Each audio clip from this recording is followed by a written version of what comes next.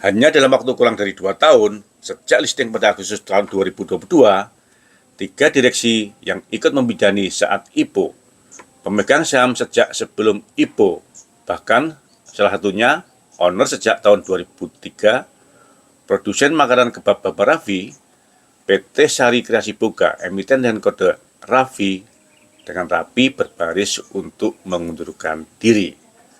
Raffi listing dengan harga penawaran umum Rp126 dan saat ini tanggal 20 Juni 2024 harga saham Raffi ditutup di Rp18 atau turun lebih dari 87%. Hanya dalam waktu kurang dari 2 tahun, investor retail boncos lebih dari 100 miliar.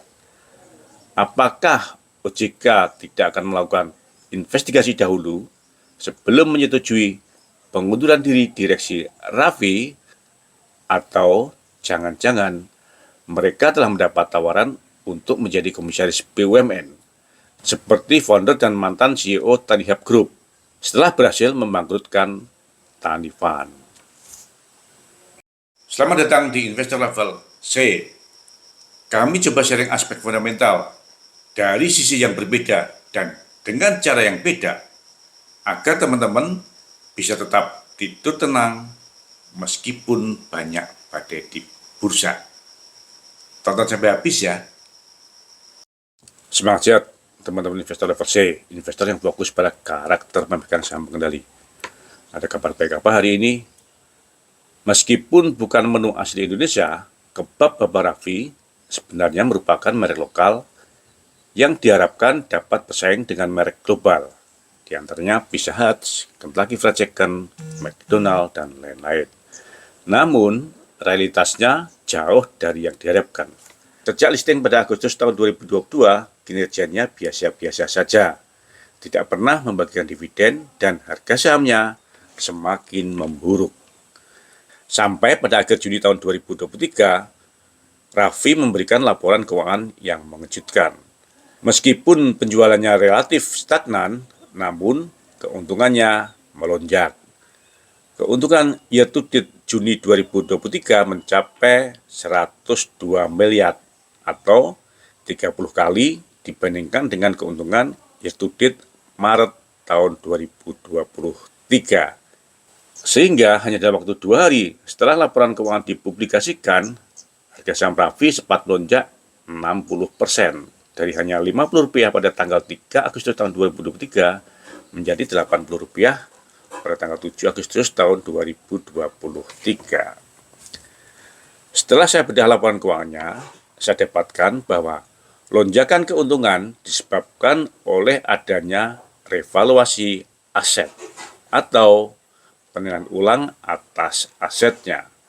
Nah, untuk info lebih detail, teman-teman bisa membuka vlog saya yang ini ya. Gilanya, aset tersebut berupa tanah yang dibeli pada bulan April tahun 2023, lalu dinilai ulang untuk laporan keuangan pada bulan Juni 2023. Dengan hasil, tanah tersebut mengalami kenaikan sebesar 300% hanya dalam waktu 3 bulan. Dari pembelian senilai 28 miliar pada April tahun 2023 menjadi 117 miliar atau naik sebesar 89 miliar untuk laporan keuangan pada Juni 2023 atau hanya dalam waktu 3 bulan. Saat itu mungkin kita dapat maklumi karena laporan keuangan tanggal 30 Juni 2023 adalah laporan keuangan internal atau unaudit. Namun pada laporan akhir tahun 2023 yang merupakan laporan keuangan audit, ternyata kejanggalan nilai aset properti investasi ini diaksep dengan nilai yang sama.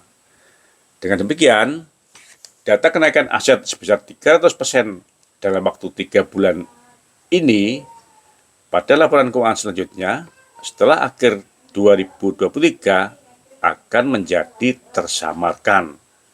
Lalu, apa akibatnya?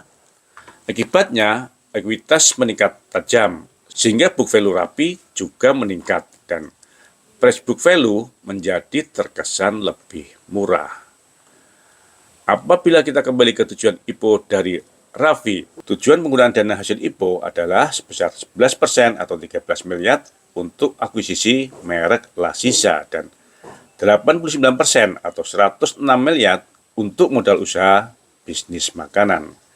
Tidak ada alokasi dana hasil IPO untuk investasi dalam bentuk properti yang besarnya mencapai 28 miliar atau 23% dari dana hasil IPO. Seperti yang telah dieksekusi pada April tahun 2023. Apalagi investasi atas tanah yang dibeli tersebut luasnya mencapai 15 hektar. Sehingga hal ini jelas tidak sesuai dengan tujuan IPO karena tidak mungkin Raffi akan menggunakan tanah tersebut untuk outlet penjualan atas produk-produknya yang terdiri dari makanan kebab, ayam, nasi kebuli, roti canai, burger, dan lain-lain. Apakah atas pelanggaran ini OJK telah memberikan teguran? Saatnya OJK bertindak lebih tegas sesuai dengan aturan yang ada. Jangan sampai mantan founder atau direksi yang juga pemegang saham emiten yang listing dengan dapat mudah meninggalkan emitennya yang sedang sakit, apalagi belum lama listing. Dan akan lebih menyakitkan lagi apabila akhirnya mereka menjadi komisaris di BUMN. Dapat dipastikan OJK akan semakin diam.